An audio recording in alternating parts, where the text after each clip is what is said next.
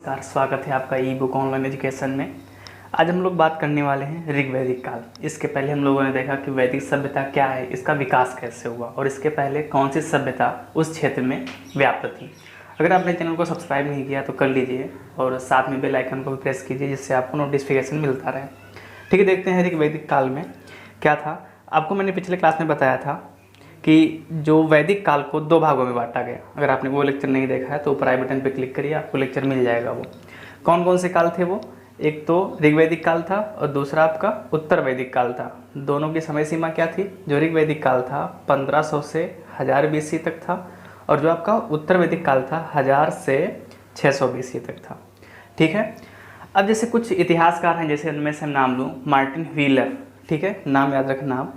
जो Martin wheeler इतिहासकार थे, जो उनका मानना है मार्टिन व्हीलर।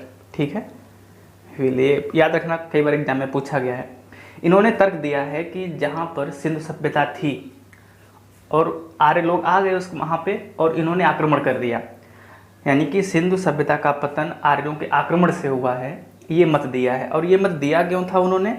क्योंकि आपको पता है कि जो मोहनजोदारो एक स्थल है पाकिस्तान में, वहाँ पे उसका जो शाब्दिक अर्थ भी मृतकों का टीला है। वहाँ पे कई सारे जो कंकाल तंत्र मिले हैं वो एकदम ढेर के रूप में मिले हैं। तो इस तर्क पे उन्होंने बताया कि आर्य लोग आए होंगे सबसे पहले, और आए कहाँ पे थे? सप्त सिंधु प्रदेश। सप्त सिंधु प्रदेश, यहाँ पे 7 नदियाँ थी, मैंने बताया भी था कौन सी 7 नदियाँ हैं। आप चाहो तो देख सकते हो अपने नोट्स में। ठीक है, तो देखते हैं ऋग्वैदिक काल ये कैसा आपका है। जो आपकी सिंधु सभ्यता थी वो आद्य ऐतिहासिक थी। ठीक है, लेकिन जो ऋग्वैदिक काल है, ये जो वैदिक काल है, ये आपका ऐतिहासिक काल है। ठीक है, अब ये भाई ऐतिहासिक क्या होता है? आपको मैंने बताया था जब मैंने पहला लेक्चर लिया था इतिहास का सिंधु घाटी सभ्यता में। ठीक है, ऐतिहासिक काल क्या होता है? जहाँ के साक्ष्य लिखित रूप में मिले हों। भाई इसका नाम से ही लग रहा है ऋग्वैदिक काल, यानी ऋग्वेद से इसके बारे में जानकारी मिलती है, यानी कि लिखे हुए साक्ष्य हैं इसके, इसीलिए इसको क्या नाम दे दिया गया? ऐतिहासिक काल दे दिया गया। आद्य ऐतिहासिक काल क्या होता है? जहाँ से कुछ साक्ष्य तो मिले हैं लेकिन उनको पढ़ा नहीं जा सका। और प्राक ऐतिहासिक क्या होता है? जहाँ से लिखित रूप से कोई साक्ष्य नहीं मिले, वो आपका प्राक ऐतिहासिक होता है। ठीक है, तो आप ये याद रखना। चलिए देखते हैं क्या है ऋग्वैदिक काल। ये इस काल की जो जानकारी है वो ऋग्वेद से मिलती है, यानी कि ऋग्वेद आपका है वो यहीं पे लिखा गया हुआ, यानी कि 1500 से लगा करके 1000 BC के बीच में क्या लिखा गया? आपका ऋग्वेद लिखा गया।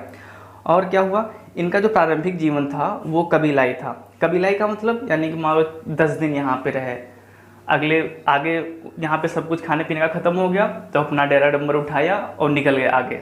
वहाँ पे फिर से अपना कुछ दिन रहे, कुछ महीने रहे या कुछ साल रहे, फिर से वहाँ से उठाया अपना डेरा डंबर, पूरा सामान उठाया, वो आगे निकल गए। ठीक है, अब क्या हुआ? क्यों? ऐसा रीजन क्या था इसका? क्योंकि ये इनकी जो मुख्य आजीविका थी वो पशुचारण थी। ठीक है, अब भाई मान लो 100-200 गाय हैं। अब 100-200 गाय आसपास 1-2 किलोमीटर के क्षेत्र में अगर वो चारण करेंगी तो कब तक करेंगी? वो ऐसा तो है नहीं कि वो हमेशा घास बनती रहेगी या उगती रहेगी। तो इसीलिए ये लोग आज यहाँ तो कल वहाँ ऐसे ऐसे चलते रहते थे, एक स्थायी नहीं था। अगर ये मान लो कृषि करते तो इनको कम से कम 6 महीने की जगह पर रहना पड़ता, और इसीलिए जो आपका उत्तर वैदिक काल है वहाँ का जो आजीविका का प्रमुख साधन था वो कृषि हो गया। अब कृषि हो गया तो सीधी सी बात है उनको रहना पड़ेगा, और वो लोग बस्तियाँ बना के रहने लगे थे। ठीक है, तो इसीलिए क्योंकि यहाँ पे ये लोग कृषि नहीं करते थे, यही रीज़न था कि ये लोग कबीलाई इनका जीवन था और इधर उधर घूमते रहते थे। ठीक है, आगे देखते हैं क्या है। कुछ इस तरीके से देखिए यहाँ पे किस तरीके से यहाँ पे अपने जो घर बनाते थे लोग, बैठते थे। ये देखो गाय है, गाय यहाँ का प्रमुख पशु था, आगे इसकी चर्चा करेंगे। ये सब लोग जो है यज्ञ वगैरह करते रहते थे। ठीक है, आगे देखते हैं क्या है। अगला आपका आता है राजनीतिक दशा। यहाँ की राजनीतिक दशा कैसी थी, यहाँ का जो शासन व्यवस्था है वो कैसे चलती थी, इसके बारे में देखते हैं। जो सबसे छोटी इकाई थी वो परिवार था, इसको कुल भी बोलते थे, यानी कि परिवार। उसके बाद में मोहल्ला बन गया, गांव बन गया, इस तरीके से चलता रहता था। और ये जो सीरीज लिखी हुई है आपकी, जो क्रम लिखा हुआ है कुल, ग्राम, विश्व, जन, राष्ट्र, ये बढ़ते हुए क्रम में लगा करके यूपीएससी से और आपका ग्रुप डी तक ये पूछा गया है कि किस तरीके से पूछा गया है कि ऋग्वैदिक काल में जो राजनीतिक व्यवस्था थी उसका घटता हुआ या बढ़ता हुआ क्रम क्या था। ठीक है, तो सभी किस तरीके से यहाँ का व्यवस्था बनती थी। कुल मतलब परिवार, मतलब परिवार सबसे छोटी इकाई, उसके आगे क्या हुआ, कई सारे परिवार मिल करके एक गांव बन गया। फिर कई सारे गांव मिल करके क्या बन गए, एक आपका विश्व। विश्व का मतलब इस तरीके से समझ सकते हैं, आज के ज़माने में जो ब्लॉक होता है हमारा, वो उस समय विश्व का काम करता था। ठीक है, यानी कि परिवार से क्या बना, गांव, कई गांव मिल गए तो ब्लॉक बन जाता है हमारा। जैसे कई सारे, एक तहसील में कई सारे ब्लॉक होते हैं उस तरीके से, और कई सारे ब्लॉक बन गए तो क्या बन गया आपका, एक तरीके से आपका वो राज्य, जैसे आज यूपी, एमपी, एचपी इस तरीके से हैं, वो जन के रूप में होता था। और कई सारे राज्य मिल जाएं, कई सारे जन मिल जाएं तो राष्ट्र पूरा बन जाता था वहाँ पे। यानी आज के परिप्रेक्ष्य में देखें, अगर कई सारे राज्य मिल जाएं तो अपना पूरा प्यारा भारत बन जाएगा वहाँ से। तो कुछ इस तरीके से सीरीज थी, आप इसको जो है नोट कर लेना, कुल, ग्राम, विश्व, जन, राष्ट्र। ठीक है, अब इनके मुखिया के बारे में बात करें तो नाम से ही लग रहा, कुल यानी परिवार का सबसे बड़ा मुखिया, आपका सबसे बड़ा सदस्य मुखिया होता था। ग्राम का ग्राम प्रधान, विश्व का विश्वपति, जन का जनस्य गोप, और राष्ट्र का आपका राजा होता था। और राजा की प्रथा भी जहाँ तक है पूर्ण रूप से विकसित नहीं हुई थी। यहाँ कुछ संस्थाओं के बारे में बात करते हैं, जो न्याय व्यवस्था या कुछ अन्य जो झगड़े होते थे उनको सुलझाने के लिए क्या क्या होता था। सबसे पहली सभा, दूसरी समिति और तीसरी विदत। ठीक है, यहाँ पे जो सबसे प्राचीन संस्था थी वो आपकी विदत थी। अब विदत के बारे में एक फैक्ट आप याद रखिए, जो विदत थी वो चोरी के सामान का बंटवारा करती थी। ठीक है, आप इसको याद रखना। अब देखो किस तरीके से काम करती थी ये। अब जैसे मान लीजिए 4 चोर हैं, 4 चोर कुछ सामान लूट के ले आए कहीं से। ठीक है, तो सामान लेके आए। अब भाई मान लो चारों में से कोई कह रहा कि भाई ये हमको चाहिए, दूसरा बोला नहीं ये हमको चाहिए, तो झगड़ा हो गया। अब झगड़ा नहीं सुलझ रहा है तो कहाँ पे जाएंगे, वो विदत के पास जाएंगे। वहाँ के जो प्रमुख है या जो अध्यक्ष है इसका, वो क्या बोलेगा, भाई ठीक है अपना आपस में समझ लो, या जो ये यहाँ का जो अध्यक्ष है जो फैसला बताएगा वो चारों मानेंगे, आपस में जो चोरी का सामान है वो बांट के ले जाएंगे।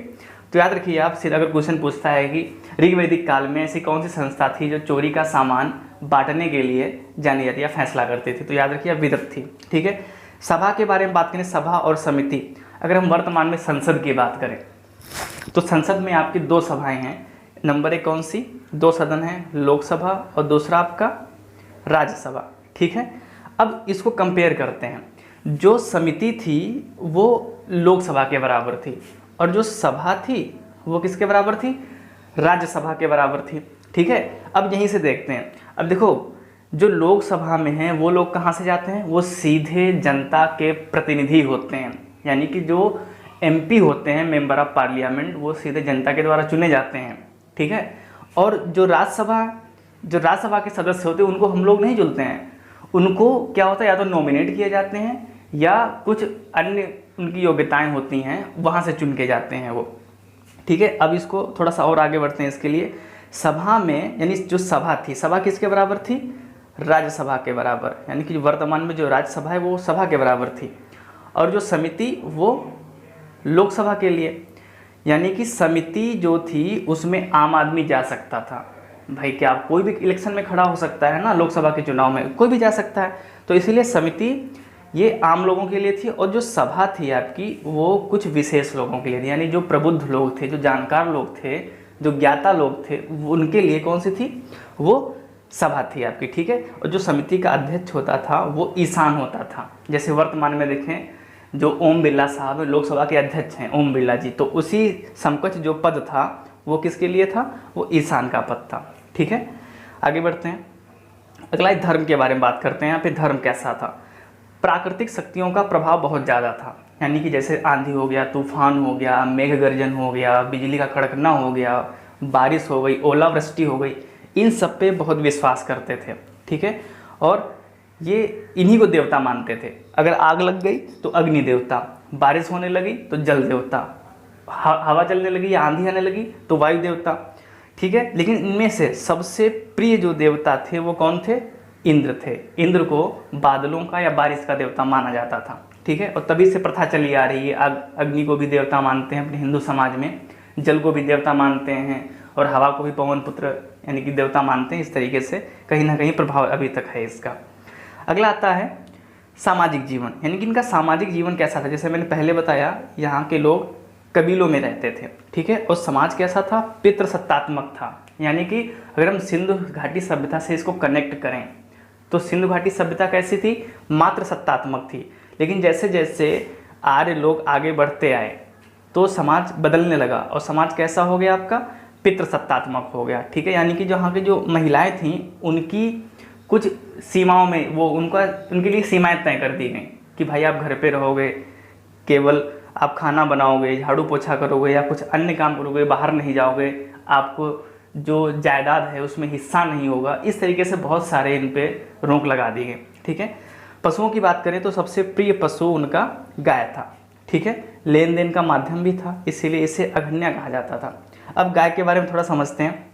जो गाय थी वो धन के रूप में यूज करते थे। जिसके पास जितनी गाय होती थी वो उतना ही अमीर होता था। जैसे मान लीजिए कोई रिलेटिव उनके यहाँ पे आया और जैसे नहीं आज के समाज में दक्षिणा देते हैं भाई, 51 रुपये, 101 या 500 जैसा भी आप सक्षम हो, तो वहाँ पे गाय देते थे, भाई 2 गाय लिए जाओ दक्षिणा के रूप में, ठीक है, 4 गाय लिए जाओ, ऐसे होते थे। अब चोर क्या करते थे, चोर गाय को चुराते थे, क्यों, क्योंकि वो धन ही उनके लिए था।